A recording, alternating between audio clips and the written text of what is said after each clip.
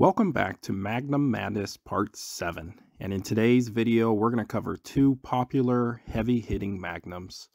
First, we're going to look at the 7mm Remington Magnum, and we're going to compare it to the 300 Weatherby Magnum.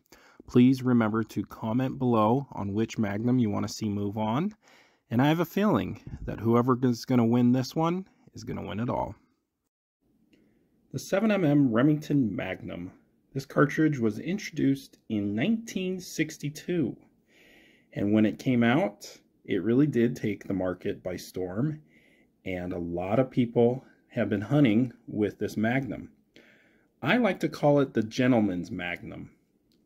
Why do I say it's the gentleman's Magnum? Well, it's not going to punish you like the Magnum I'm going to compare this one to, like the 300 Weatherby, but it's definitely more powerful than a 30-06, but has only a little bit more recoil than a 30-06.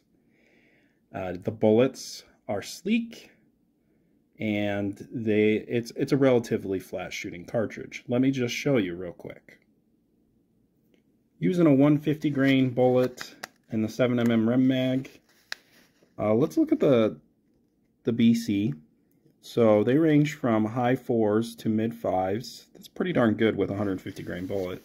Much better than a 30 caliber 150 grain. And when you hand load it, look at the velocities. Over 3,200 feet per second. This thing is moving when you hand load it. And in today's video, I want to focus on the 160 grain AccuBond with a pretty darn good BC of 0.531. And then if we just go ahead and look, when hand loading it, you're getting mid 3,000 feet per second. It is quite powerful. Now, one of the downsides, I think, to the 7mm Rem Mag, it has the same downsides as the 300 Win Mag. Because these are made in so many rifles, the factory ammo is quite tame. And I want to show you, we're going to look at the 160 grain AccuBond in a factory loading. The factory ammo velocities are quite different from what you can hand load. If you remember, you could get 3,050 to maybe 3,075 feet per second hand loading it. Now let's look at this factory offered ammo. And cue the Price is Right losing horn. It's only going 2,925 feet per second. So, yeah, but that's okay. Most cartridges, the factory ammo is going to be quite a bit slower than what you can hand load it to. But I just wanted to show you the difference. The 300 Weatherby Magnum was introduced in 1944, and it is by far the most popular Weatherby cartridge that they sell. There's good reasons why it sells so well.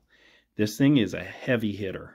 In fact, from 1944 all the way up until Weatherby introduced the 378 Weatherby in the mid-90s, I believe, this was the fastest factory offered 30 caliber Magnum. Let me just go ahead and show you some of the crazy velocities with this. Okay. Now, some popular hunting bullets. The 180 grain bullet. Nosler claims close to 3,200 feet per second. You can get 3,200. In fact, I've gotten 3,300. And then the bullet I want to look at today with the 300 Weatherby is the 200 grain AccuBond. And you can get this over 3,000 feet per second, almost mid 3,000 feet per second, which I can verify you can easily get 3,050 feet per second. And what kind of sets apart the Weatherbys from other most popular hunting cartridges, the factory ammo is very fast. It's just as fast as what you can hand load. And so while it's ridiculously expensive to get 300 Weatherby ammo or any Weatherby ammo, you're getting a very hot load with it. Let me just show you. Here is the Weatherby factory ammo. So on the left is that 200 grain AccuBond that I wanted to look at. On the right, I believe it's a ballistic tip, which is a 180 grain bullet, which is going 3,250 feet per second. But let's go ahead and look at the numbers for the 200 grain bullet. And out of the muzzle, you can get 3,075 feet per second. So it's even faster than what the Nosler book says you can get. I want to now look at the energy, because the energy is ridiculous. The BC is 0.588, muzzle energy 4,200 foot-pounds, and out to 400 yards, it's 2,667 foot-pounds of energy. By the way, the 7mm Rem Mag at 400 yards with a 160 grain AccuBond is around 1,800 foot-pounds. So an 800 foot-pound advantage for the 300 Weatherby. Lastly, I just wanted to talk about the advantages of each of these cartridges have over the other. Let's start with the 300 Weatherby Magnum.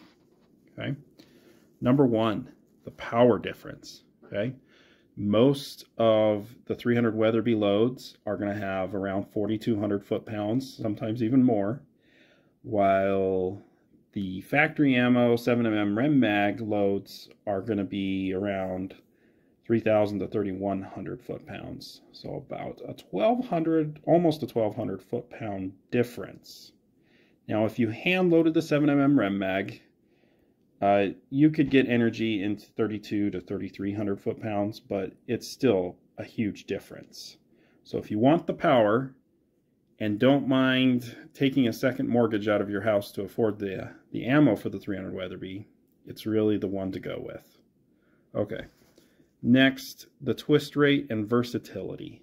Okay, we don't talk a lot about this. But the 300 Weatherby comes with a 1 in 10 twist, and with that, you can shoot bullets from 110 up to 220 grain with the highest BC with each of those bullets. So you could shoot a 220 grain ELDX or a 210 AccuBond long range with very high BC.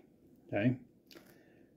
Problem with the 7mm Rem Mag in a hunting rifle is it's going to come, the fastest twist rate is going to be 1 in 9.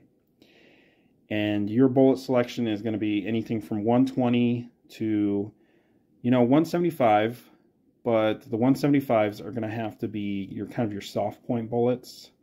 Nothing wrong with those, but you can't really shoot a high BC 175 grain bullet like the ELDX or the AccuBond long range.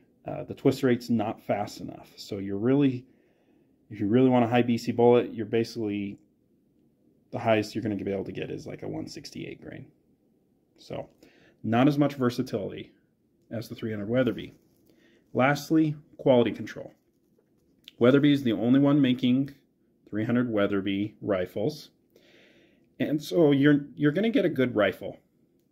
Now, the 7mm Rem Mag, obviously there's plenty of good rifles in the 7mm Rem Mag, but they also make some pretty budget-friendly rifles.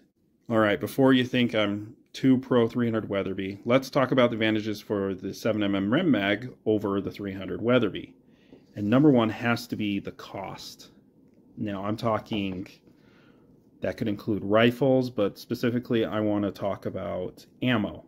On average, you're going to pay around $50, even with these crazy times, for your ammo. Obviously, you could pay, $80, maybe $90 for some of the really high quality ammo, but most ammo is going to be around $50. For the 300 Weatherby, yeah, it's expensive. On average, you're going to pay at least $80, sometimes over $100 per 20 rounds in a box, which is pretty ridiculous. Next, recoil. Yeah, no doubt the 300 Weatherby is a lot more powerful. You're going to pay for it with your shoulder.